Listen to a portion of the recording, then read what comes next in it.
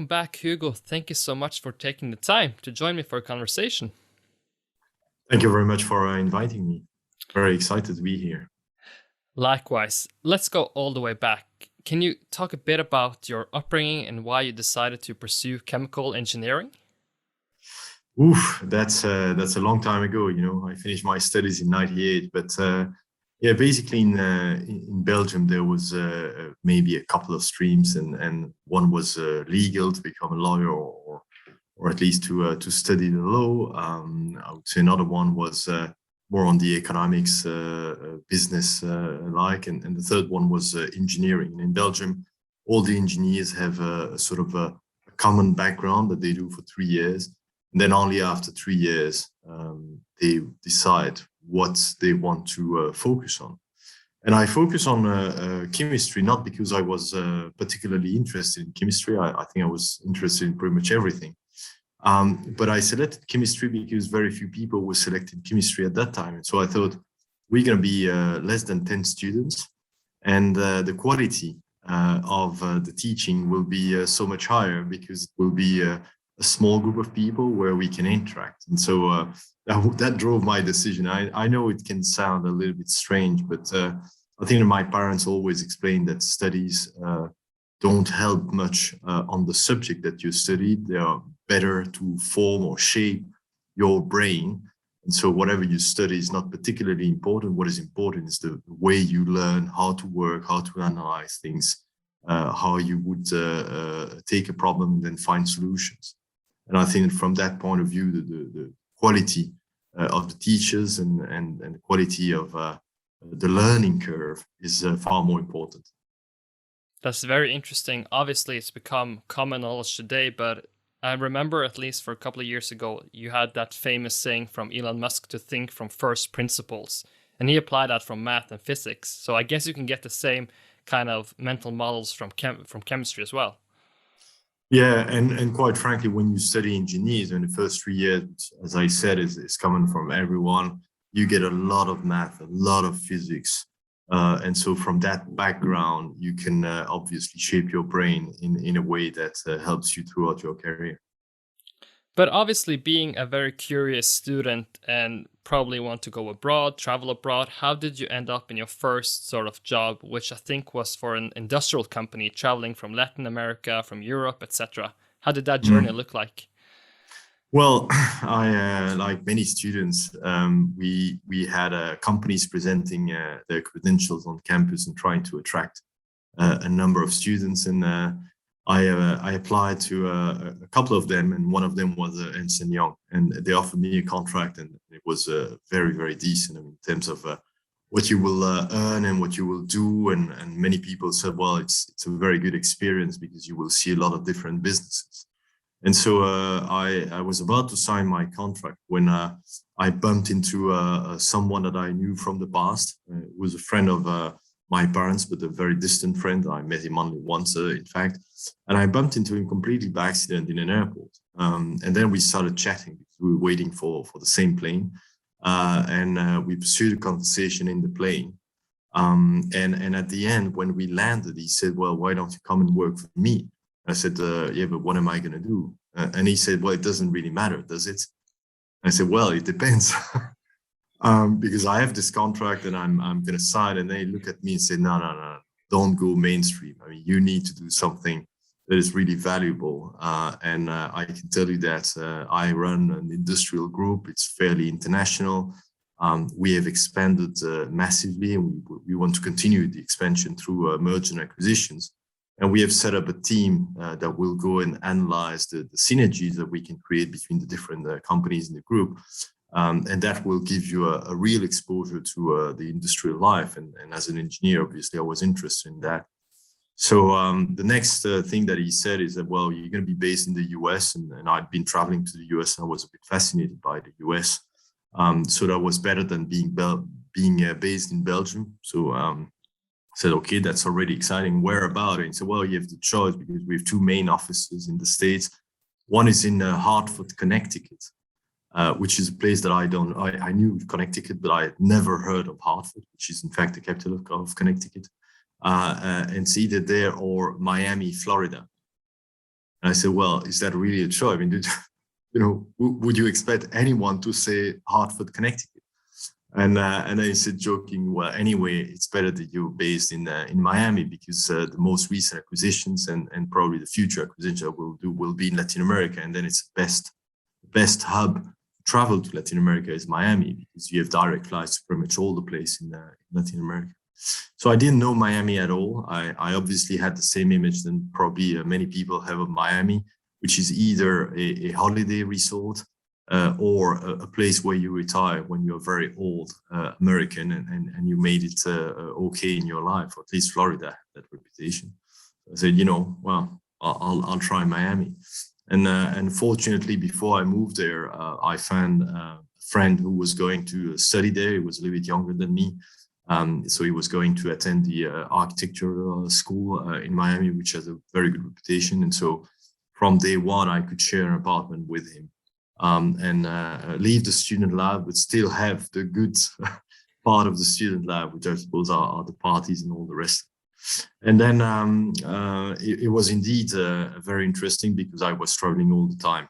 I didn't spend that much time in Miami, at least the first 2 years. And travel to many Latin American countries, which is extremely interesting, because I think we have a tendency to put all of them in the same bucket, but they all have their cultural differences. And that's definitely something that I learned, that, stop having prejudice. Just go there, experiment, and extract whatever value you can extract for yourself, but also for the people locally. So that was great. Quarter is the new way of doing company research. Their first mission is to enable access to conference calls, investor presentations, transcripts, and earnings reports. Their second mission is to create a completely new way for companies to reach their investors and vice versa. Quarter is 100% free. They include companies from 15 markets today and plan to add more. They prioritize requested companies, and users can now leave reactions while listening to the conference calls. So make sure to follow them on Twitter at Quarter App. Reflecting on that story, how do you sort of view the concept of serendipity, luck, and timing in planning a career and getting, the career opportunities you want to have? I've never been good at career planning, to be honest with you. I think that the studies that I did had a fairly good reputation. So when I did engineering, when I chose to do a chemical, and as I said, it could have been anything else, I knew that I would land a decent job with a decent salary. I mean, that was it was very tough studies. I mean, people look at you and say, "Oh, wow, he's an engineer. Must be intelligent." Well, I'm not sure, because some of my co-students were maybe not that intelligent, but anyway, I managed to get out of the system with a diploma and land a job indeed. But I never really planned a career. It was more opportunistic, and I have a great deal of trust in life. But what is very important is that I think a lot of people have opportunities. You need to identify the good ones from the bad ones, and it's a mix of gut feeling, I guess, but also really trying to take a step back and think, okay, is that something where I'm going to be happy, and what makes me happy? What makes me happy is hopefully what makes a lot of people happy, and it's to continue to learn. And I think that you continue to learn until you die, basically. If it's to do something that is the same over and over and over again, I think that will not be particularly exciting. And the problem with not being excited is that you will get bored, and quite frankly, it will affect the way you work. And so the quality of your work would be affected by what I dare to call happiness at work. After all, we spend much of our life at work than whatever we do privately, at least for most of us. And so whatever you do in the office better make you happy. So from time to time, you will take the wrong decisions. And I certainly did that at some point in my career. I mean, prior to embarking in an MBA, I certainly spent, I think it was 5 or 6 months with the wrong people. And I almost immediately, because 6 months is a pretty short period of time, I almost immediately resigned from that group, because it didn't make me happy. It made me very uncomfortable. I wasn't sharing a lot of values with the people I was working for, and I think that you also have to have the courage to admit that from time to time you will do mistakes, but you need to react on them. Makes sense. Looking back on the decision to embark in the shipping industry and at Euronav, how was that decision? How did that process come by surprise? Because I think you have been quoted that it took you by surprise that you entered the shipping industry at first, at least. You know, it's one of the to a certain extent the funniest story of my life, because I didn't plan it at all. In fact, I was full of prejudice, and as I said, I think that people should have less prejudice. But for me, the shipping industry, in particular, the tanker shipping industry, was the image that I had was another ship on a pristine beach spilling oil. This is horrible. This is miserable. And believe it or not, I've always had a very ecological side in me. So I forced my parents to sort the garbage, even though it was not mandatory in Belgium when I was maybe 13 or 14 years old. I got a membership in Greenpeace when I was 16. I did some campaigns in the North Sea with them. I also have a membership WWF, and I was always very, very close and very concerned about the planet. So when I finished my MBA, what I wanted to do with the experience that I had and then this new diploma was to work for a private equity fund that was very focused on renewable energy. So, you know, at that time it was sort of emerging, but I saw that as a fantastic opportunity to change things in this planet. And I landed a job again. But what got in between was my wife. My wife, she's very ecological as well, but my wife told me, well, you know, I was a little bit worried about your career, because after my MBA, I took 2 months of holidays and I really didn't do anything about it. I really wanted to enjoy my holidays. And so she thought I was a bit slow in landing a job. I mean, we were already in October, so it was 4 months after finishing the MBA. And she started distributing my CV left, right, and center to a network which was very focused on healthcare and charity. So I said, I'm not sure that I want to work in healthcare, or I'm ready to do philanthropic work already. But anyway, she did that with obviously a good meaning. And so there was an acquaintance of her who said, well, I know a guy who know a guy, and they need to reinforce the finance team, and they're based in London. I wanted to go back to London. And so I've landed you an interview. So, oh, well, that's great. Thank you so much. What is it that they're doing? Well, they transport crude oil on board ships. Sorry? Great. Then I returned home and I said to my wife, this is complete bullshit. I mean, I'm not going to waste my time going to do an interview. Obviously, I will hate that job from the first day. This goes against all my values, everything that I built in my life, blah, blah, blah. I started. And then she said, very a little bit embarrassed, I said, well, you know, the guy did me a favor and like an interview. I mean, out of politeness, if anything, just go and say, thank you very much. No, thank you. So that's what I did. Went to London and I arrived in an office where literally the first thing that the guy told me is, I'm sorry, but we no longer have the position. And I was like, yes, I don't even need to find an excuse. But with that, and that was a Tankers International pool. But we have a number of members in our pool, and one of them is Euronav. At the moment, it's a small subsidiary of a bigger holding shipping logistic company, but they want to spin it off and they want to do an IPO, so they want to become independent, and basically they are next door, and I've arranged for an interview right now with them. Shit, I cannot escape from that one. So I changed floor. I went to the other side, and I was sitting in front of at the time was the CEO, Patty Rogers, and then relatively soon after the beginning of the interview came Mark Savaris, who was the owner of that company. And it was not much of an interview. It was really a session where they explained me what they wanted to do with the company and the reason why they wanted to make it independent, listing it on Euronext, and then use the share to consolidate the market. And then we had a very open conversation where I said, well, it's good and well, and I wish you good luck. But personally, I'm a little bit more on the renewable energy side, and oil is. I understand the importance of oil, but it's not really my thing.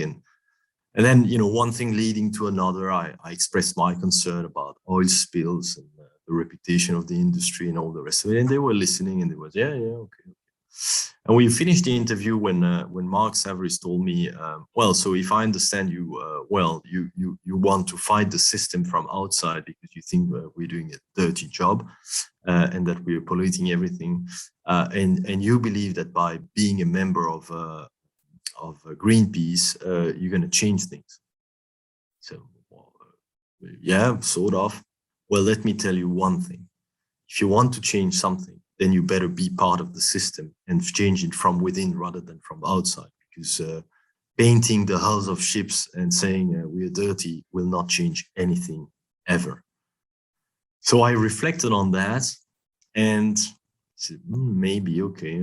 Anyway, we came to the conclusion that it was worth a trial. And certainly the IPO was a project that will take maybe 6 or 7 months. And after completion of the IPO, then obviously I would be free. I'm always free, but I would be free to go and do something else. And then I spoke to the private equity guys that wanted to hire me, and they said, well, that's perfect timing because we're still raising the funds. And in 6 or 7 months, if you can come back with the experience of having done or having led an IPO, then it's even better. So for me, it was like, again, an opportunity, but it was a win-win rather than win-lose. So that's what I did. And 17 years later, I'm still at Euronav. That's incredible. That's an incredible story. Just if you look at the shipping industry as a whole, you obviously have the tankers, you have the containers, you have the LNG and LPG. It seems like from the outside, it seems like there is something special drawn to the tanker industry that is almost like more dynamic, more fast-paced, etc. Can you sort of tell people that are not that into shipping what separates the tanker market from the other markets in the shipping industry? Yeah, and that's a very important point because a lot of people see shipping as shipping. So I have a lot of friends calling me today and say, wow, shipping is booming. And that's because they read an article about containers. And I said, no, our business is pretty difficult at the moment. We had a very good year last year. Last year, it was a disaster for everyone. No, not for us, but this year it is. So it's important to make the difference between the different shipping segments. And every single shipping segment have their own dynamics in supply and demand. So number of ships versus the number of cargoes that you need to transport. Now, if we look at the container vessels, it's an amalgamation of boxes. Today, modern ships, they can carry 24,000 boxes. And so the logistic behind it, because it's one thing to put them on the ship and to disembark it, but the entire supply chain where the container will be filled or where it will be emptied is part of the service that some of the biggest company wants to provide. So it is more sophisticated in a way that it requires, lot more than just the shipping element, i.e. the construction of the ship and the manning or the operation of the ship. And from that point of view, it's a very interesting market, but it's a market that is relatively stable unless you have a big crisis like a COVID crisis.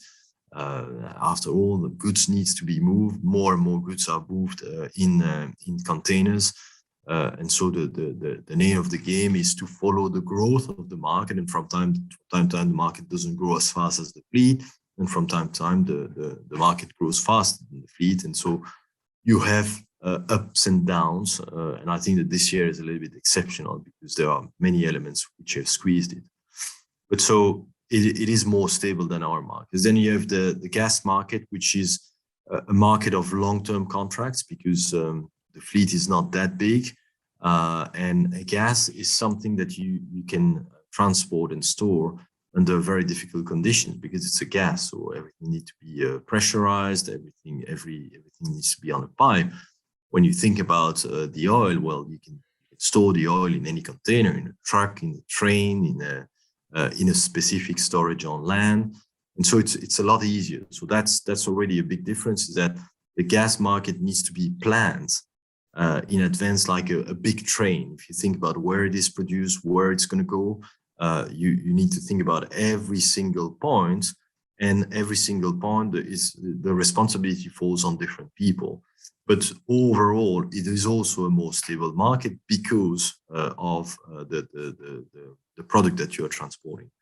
If you go to dry bulk, so dry bulk is more like coal, it's iron ore or different metals ore, and then of course all the grains or all the agricultural part, but that is probably on smaller ships. And this is a market that is probably the closest to a market, but nevertheless is relatively stable, because you know that steel production is something that goes up and down, but overall it has a trajectory. And then in terms of food, it's the same. I mean, people have, by definition, they need to eat every day. And so you have some stability there. Of course, the weather can influence the production and these kind of things. But it has ups and downs. It's more cyclical, like oil, but it doesn't go to the huge peak and huge trough that we have. And then you come to our market, and certainly the crude, because there's also the petroleum product after the refinery.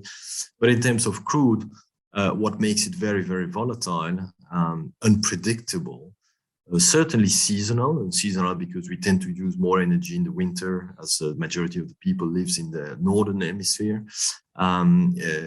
It is influenced by so many geopolitical and geographical factors. So geopolitical are the decisions taken by politicians, and you can see when there is a sanction, a regime that is being sanctioned, like at the moment Iran and Venezuela, or when there is a big dispute between the Americans and the Chinese, for instance, or you know, the eruption of a war or a civil war. The Middle East is not the most stable place, and nevertheless it's where most of the oil is being produced. So you can see that many elements that are completely beyond your control are influencing your market. And then in terms of geographies, it is the case that weather events will influence this market tremendously, because the hurricane season means that all the ships need to deviate, they will have delays.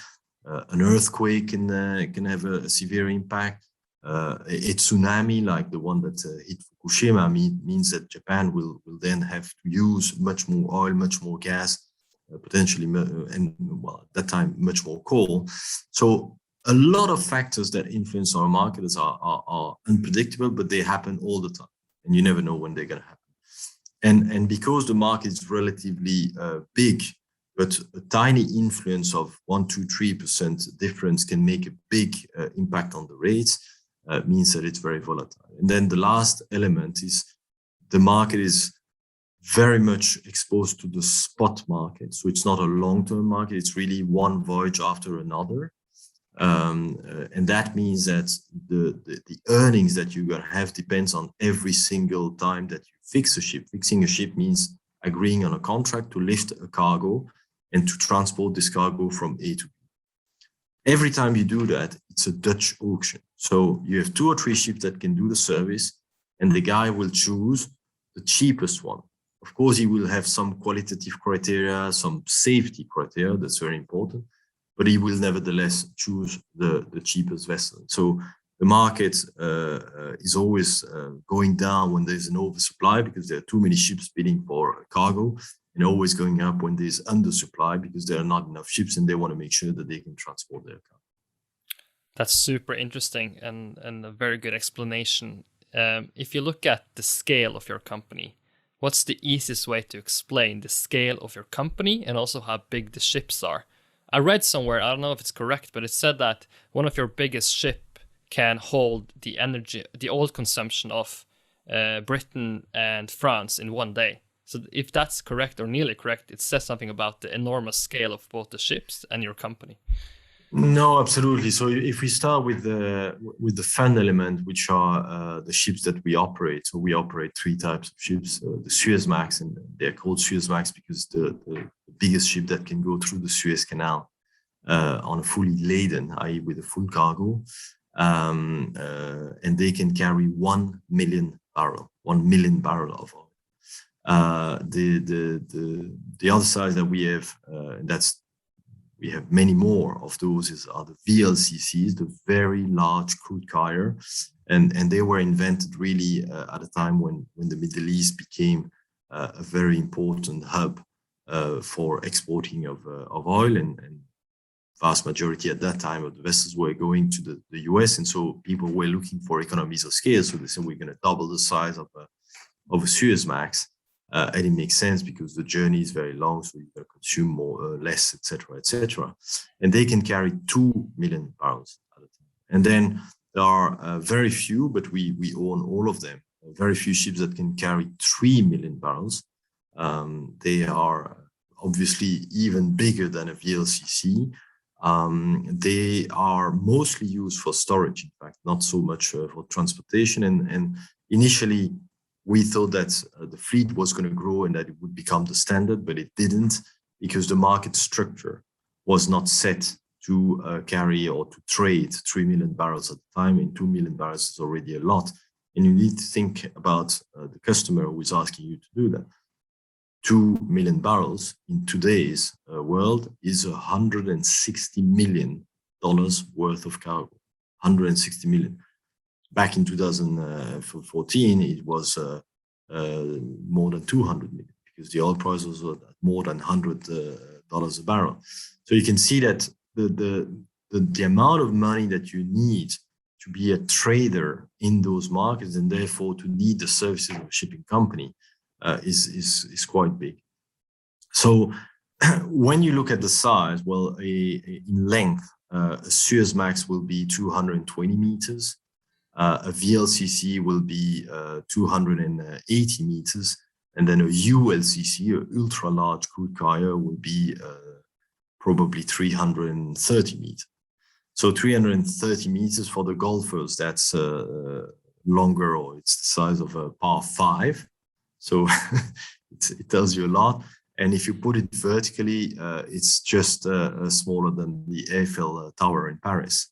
So it's absolutely gigantic. Now, in terms of height, when you take the ship on the dry and put it next to you, it's 60 meter high. Now, 60 meter high is the equivalent of 22 floor building. So it's absolutely gigantic.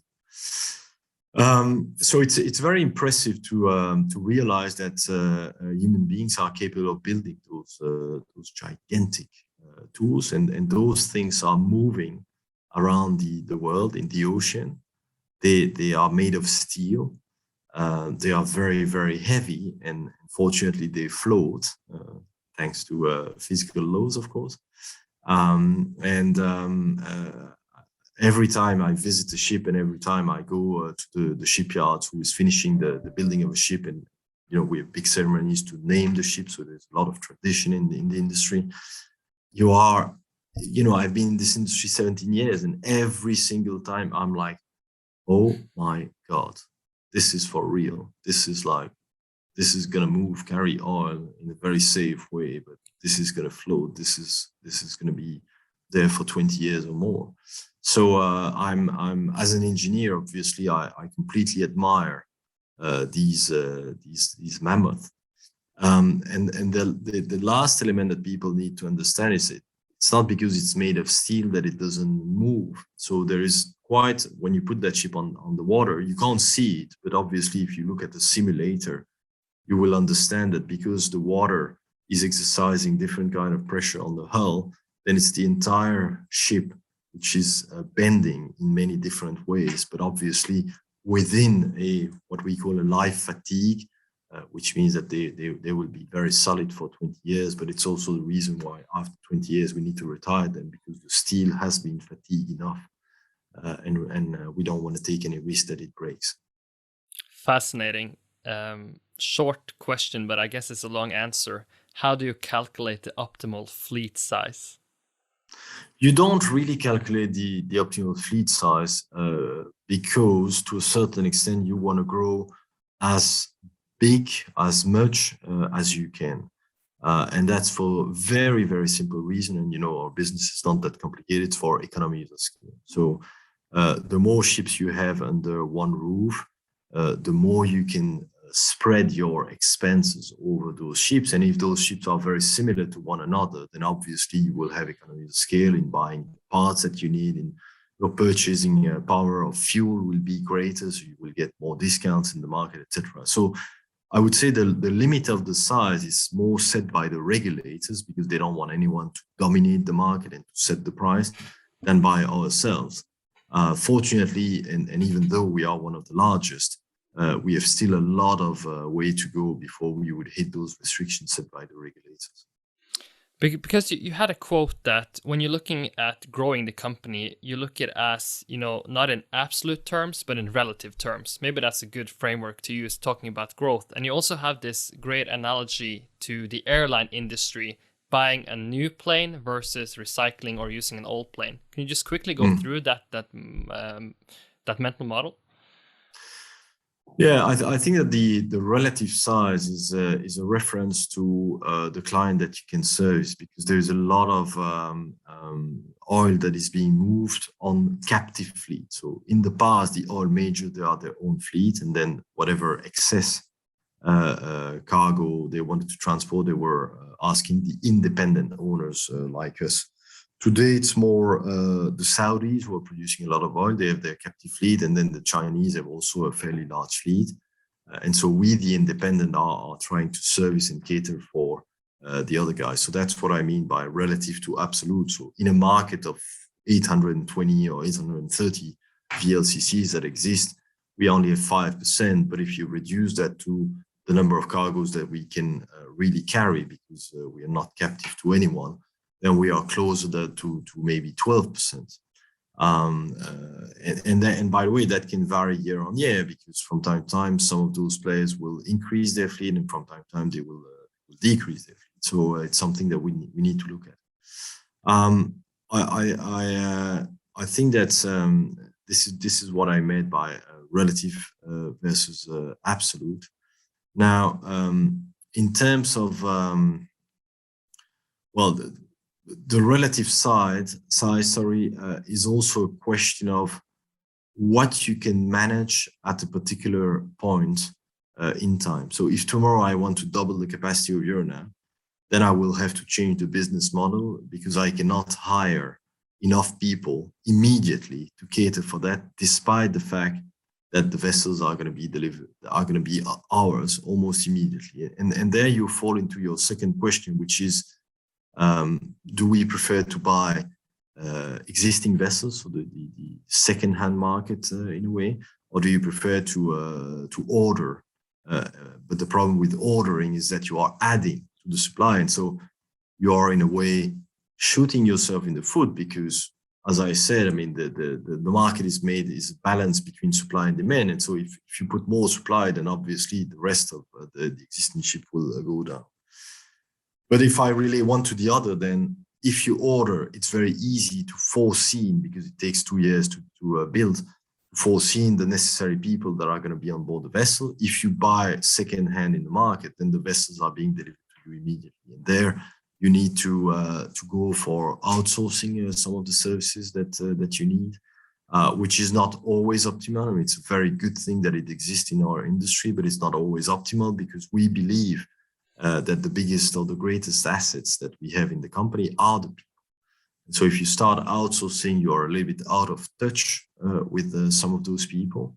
And it's a very different way of working with people on board that are not employees of Euronav, which means that the values that they share, the way they work, may be a little bit different. And because they are more at a distance from the business, it's not for sure that our interest will always be aligned. So we prefer to buy second hands, but we are limited by the business model that we apply. And then, of course, going into or looking at the future, the type of ships that we want to operate in the future are not type of ships that we have today, because we will change the fuel that we use, and we will gradually try to have fuels that are zero emissions, which means that the engine will have to be modified, And if it's not possible to modify it, because very often it's not possible, you will have to build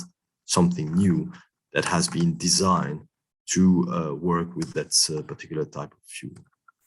I want to come back to that because I know you were in Glasgow recently, but just a quick question in the shipping on the shipping side first. I think it's a normal quote that optionality is the best way to make money in shipping. Can you clarify by what you mean by optionality, and how do you increase or get the most amount of optionality available?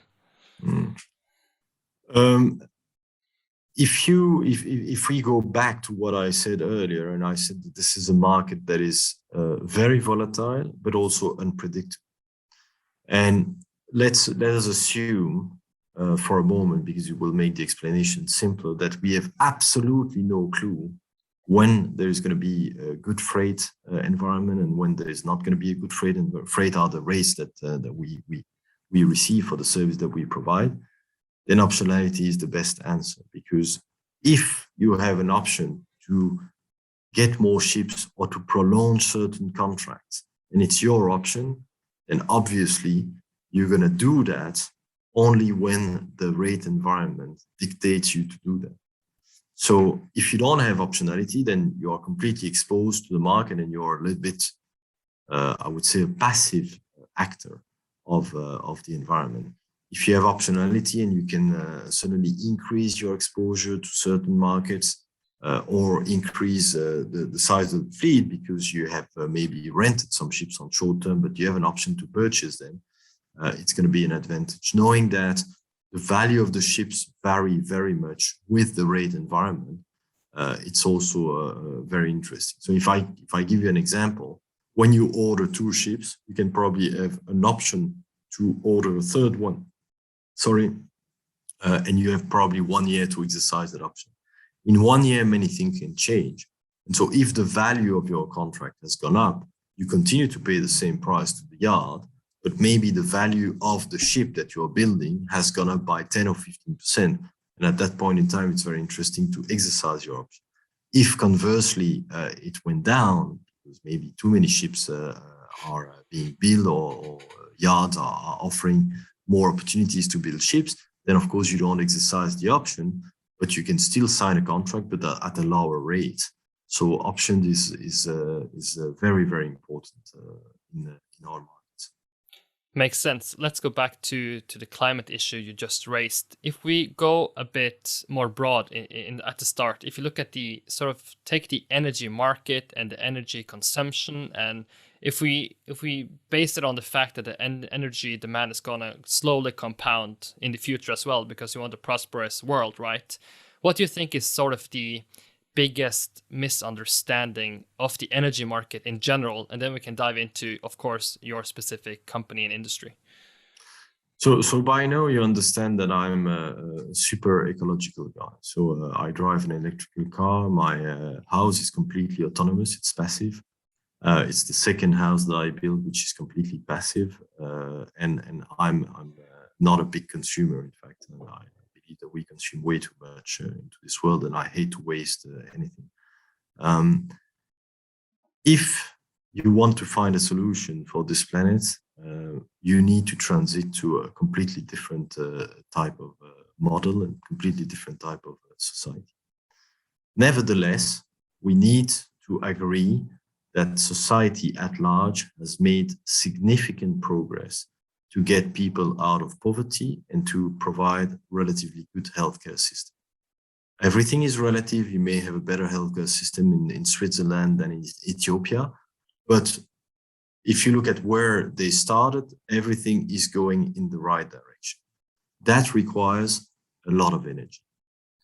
At the moment, the energy is provided by the fossils, and it was something that we discovered, well, a long time ago when it comes to coal, in 19th century when it comes to oil, and obviously we've seen different revolutions in the energy world that meant that we could develop the world in the way we've seen this fantastic development for human beings.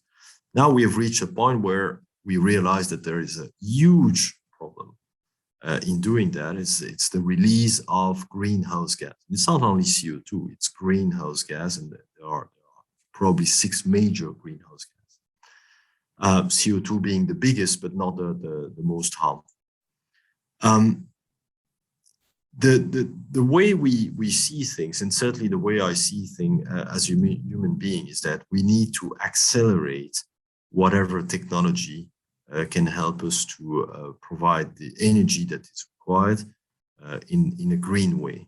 But I don't believe that you can tell people overnight, you know what, we're going to switch off the lights, we're going to stop all the cars, and then in 10 years, 15, 20 years, we're going to go back to the world that we are living in because there will be sufficient renewable energies available because we would have built all of that. So that's not really a model that can be accepted by society. So you need a transition. And the transition means that you are using the energy today and probably the capital that this energy is providing you to invest and develop the infrastructure of tomorrow. And that transition, even if you are super ambitious, will take 30 or 40 years. And in 40 years, we will probably continue to consume oil, but the way we consume oil is going to be different, and probably we're going to be able to capture the CO2, etc., etc. But the vast majority will be provided by electrons instead of molecules. So by renewable energy providing electricity rather than just physical molecules or burning basically a fossil fuel. So as far as Euronav is concerned, people will tell me, well, then you are embarked in a business that is dying. You know, first of all, everything needs to die one day, but I don't believe the business itself will die. I believe that the business will evolve. But what is very, very important is not to abandon the business too quickly. So I see a lot of investors who say, well, I cannot invest in fossil fuel anymore. I said, this is a mistake. What you need to do is to invest in the companies that clearly demonstrate that they are helping the transition, that are accelerating the transition, that are serious about the transition. They're not hypocrites trying to kick the can down the road, trying to say, yeah, but we must wait for this or we must wait for that. No, they're concretely doing and taking actions that are helping the transition. Now, I think that if people in general and investors in particular understand that they need to back the champions of the transition, even though at the moment they are only involved in a fossil fuel industry, that is probably the best way to shorten the transition, to make it less chaotic and to make it cheaper. Today, we are in the first energy crisis that is, in my opinion, set by the energy transition. There's been underinvestment in so many fields that are providing the energy today that obviously the markets are going up. When you don't have enough supply and you have a growing demand, then obviously prices are going to go through the roof. Look at what is happening on the gas price. That's a very good example. Look at what's happening on the oil price. I mean, we are now at 85. A year ago, we were less than half of where we are today. So if that's what we want to do, that's perfect. But believe me, the transition will be longer, transition will be more chaotic, and the transition will cost a lot of money. And we need all that money to be applied to the transition and to the new methods of producing energy that we. Looking at the Euronav, I think you have said that you're bullish on hydrogen and ammonia, but it takes time. Can you just quickly explain why you're bullish on those types of solutions compared to maybe LNG? I think it's maybe hard to be very short in the answer because it's complicated, because maybe on one side on the equation, it seems good in a green world, but then you sort of forget maybe the infrastructure piece as well. But maybe just kind of to give people a quick understanding in your thinking, because obviously there's no easy answer that everyone agrees on today, but it's kind of like you need to develop the technology as well. But I mean, it's very true. It's difficult to make a simple answer. But first of all, I think that you have two choices in your life. You have to cater for your own business and your own business only and say, I'm responsible for that bit and therefore I don't care about the rest. Or you can be a little bit more realistic as a human being, and you can look at what we call the well, which is where you find the fossil fuel or where you create the molecules of hydrogen, to the wake. The wake is what the ship is making when it navigates in the seas. And if you look at the complete life cycle of that, you will see that the CO2 reductions with gas can be as high as 25, potentially 30%. But unfortunately, that supply chain of gas has a lot of leaks. And because the methane is very, very bad for the environment, 80 times, 80 times more potent as a greenhouse gas than CO2, every time you leak a bit, well, you have leaked 80 times more than the CO2. So from that perspective, it's the reason why we're not against LNG, certainly not, but we are just saying, watch out for not creating a problem by trying to solve another problem. Ultimately, the reason why people don't embark on hydrogen or ammonia, and by the way, it's not going to be hydrogen, it's going to be ammonia, and ammonia simply because it's a carrier for hydrogen, so it remains hydrogen, but it's just being carried in another molecule.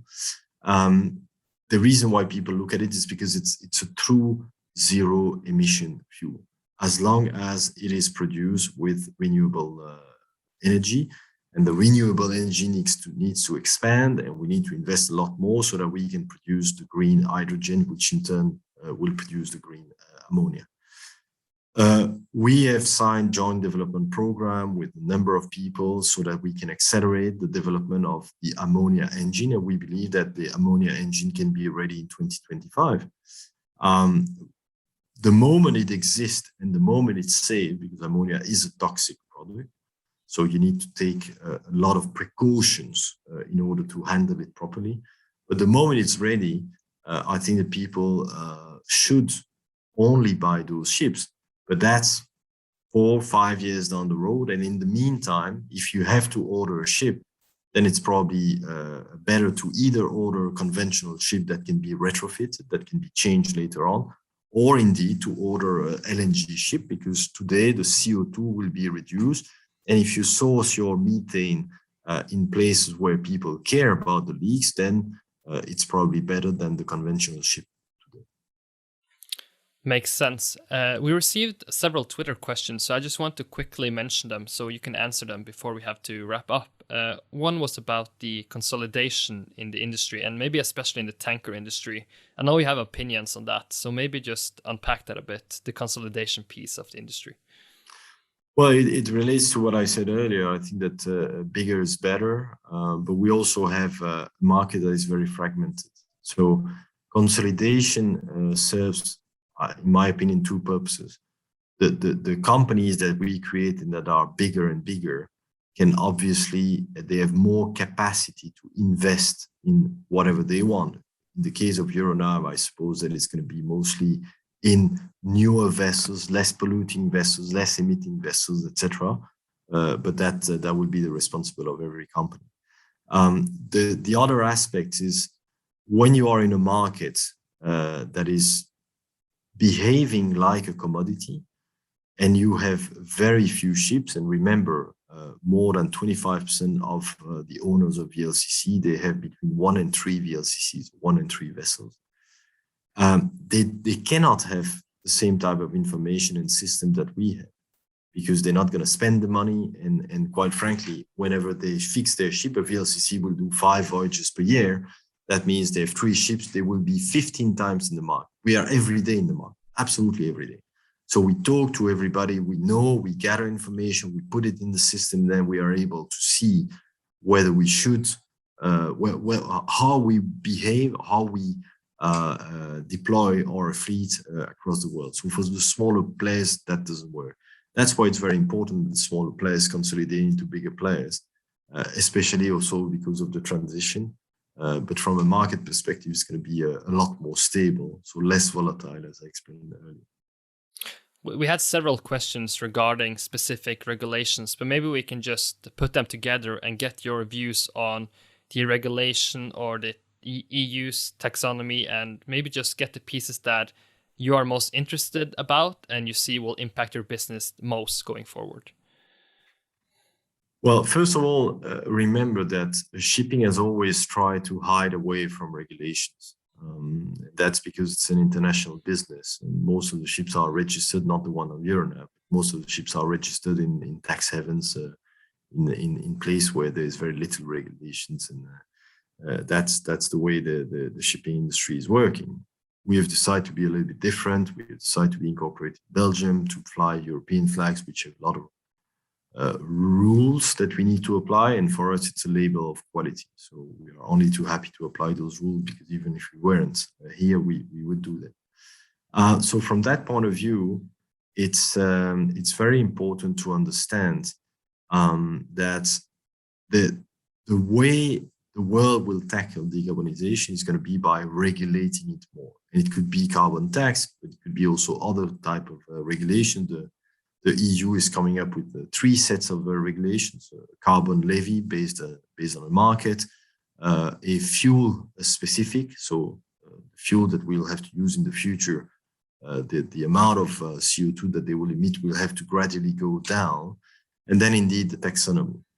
I'm personally in favor of all those rules, as long as they don't put Euronav at a disadvantage to the competition, who is not in Europe, and at the moment that's not the case, so that's fine. I think that the one that I don't like that much is the taxonomy, because the taxonomy is very much telling the banks and the investors, you shouldn't invest in this because it's not in line with the decarbonization. And so I come back to my earlier point. If you do not invest in the champions, then you will make the transition much more difficult, much more chaotic, much more expensive. So I would hate to see capital going away, and therefore a cost of capital going up for Euronav, when we are one of the good guys that are really trying to help the journey and are demonstrating concretely how we're going to do that. Seems like a very valid point. Just the last theme that I wanted to briefly discuss is your passion for social entrepreneurs and the foundation you have. Can you quickly explain the reason why you got involved in that, and also the projects you have helped funded, and the impact of that? Yeah. Well, first of all, I think that when you are spoiled, and I'm spoiled by life, to be honest. I mean, I was very lucky. First of all, I had fantastic parents. They were not the wealthiest people on the planet, but they gave me much more than money, of course. I had a very good education, and that's because in Belgium you have access. Everybody has access to very good education, very good healthcare system. At some point, and I did that early on in my life, you need to give back. You absolutely need to give back. You need to realize that your position is a privileged one, and there are many people suffering from not being able to enjoy what you enjoy. So for me, it's very natural. That's the way I was educated. And I think that I will continue, maybe, probably increase my involvement as I get older.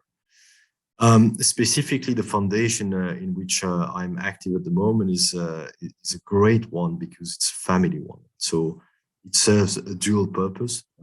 We obviously do something good for society. I will come back to that in a minute. But on top of that, it's a very nice way to gather many people from the same family who have the same values, and who are able to do things together for the common good. And obviously together we are stronger. So being able to work with cousins and brothers and sisters and niece and all the rest of it across 3 generations, because we have our parents, it's ourselves, and some of us have already kids that are involved in the foundation. It's a very magnetic element for the family. And then what we do is incredible, because the rule is we're not there to give money, or we're not there to give money only. We do give money, but we cannot give money if one of us is not involved.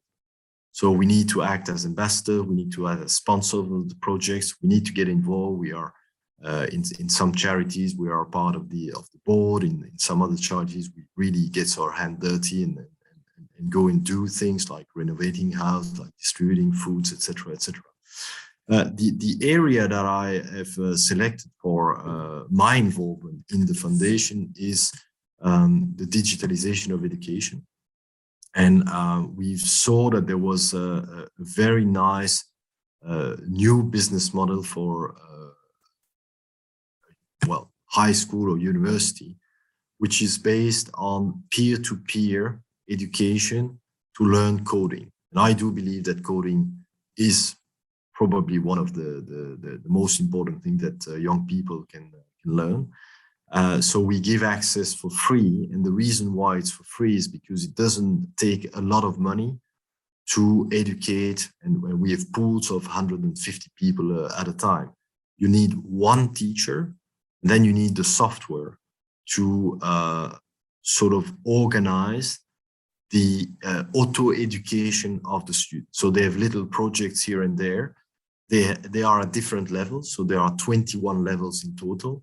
And the guys who are in the higher levels, they help the guys, or they allocate portion of what they need to do to the lower guys because it's simpler. So it's auto-stimulating. It's fantastic because you need to work in groups. It's fantastic because you need to recognize the difference of the people who are at the lower levels and the people who are at the higher levels. But the guys at the higher levels, they absolutely need the guys at the lower levels because otherwise they don't have the time to complete the task. So it's completely, it's a universe which is completely self-sufficient, which is very cheap to operate, which can be done remotely. Basically, you need to provide a computer to the guys, but in today's world, computers are very cheap. And on top of that, we get help. And then the model can be developed further, it can expand further, and we're looking to that. We're part of a worldwide network doing that. And so we have very good hopes that it can change the way we educate people. Maybe the model can be expanded onto something else than coding, but basically I believe that coding is fundamental for many people. And so when I look at the student body, we have about 25% who don't have a high school degree, 25%. So those people would probably either not find a job, not be able to find a job, or simply get a job that is probably not in tune with their intellectual capacity. Because the demonstration is that if you involve them, and of course there's a selection program, but the selection program has nothing to do with what you've done in the past. It's just a test the computer does in order to see if you are tuned in this kind of coding. And you don't need to be a coder to enter the school. Absolutely not. Most of the people have never coded one line. And nevertheless, they get out with the diploma, despite the fact that the starting of their life was not particularly great. But there are so many reasons for it. Super fascinating. It was a great ending as well, Hugo. Thank you so much for taking the time. It was a pleasure having you on. Thank you very much for inviting me, and good luck with the rest. I think you do a great program, and I wish you to have many more guests. Thank you so much. Hi everyone, Christopher here again. Just a few things before you leave the show. If you like this episode, it would be great if you could give it a review and also share it with your professional network. If you want to get in touch with me, Twitter is the place. Just go to @ChrisVonheim. You can also find this information in the show notes. Hope to see you tune in to the next episode, and take care.